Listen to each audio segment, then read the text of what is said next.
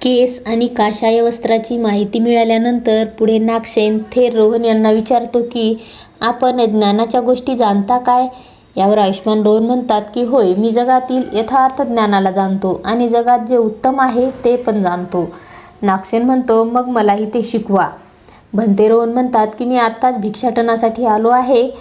नागसेन लगेच त्यांच्या हातातील पात्र आपल्या घरात घेऊन जातो आणि त्यांना उत्तम पदार्थाचे भोजन देऊन तृप्त करतो आणि म्हणतो, आता मला शिकवा.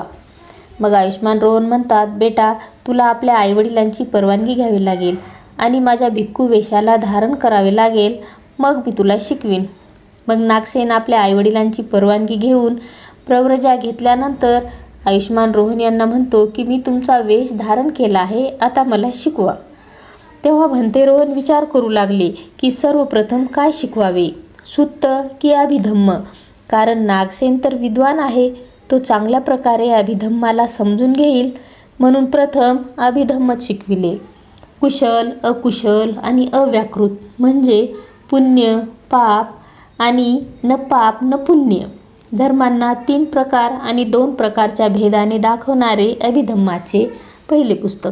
धम्मसंगणी, 2 विभंग व्याकरण, 3 धातुपकरण, 4 पुग्गलपय्यती, 5 कथावत्थुप, 6 यमकप्पकरण आणि 7 पठनप्पकरण.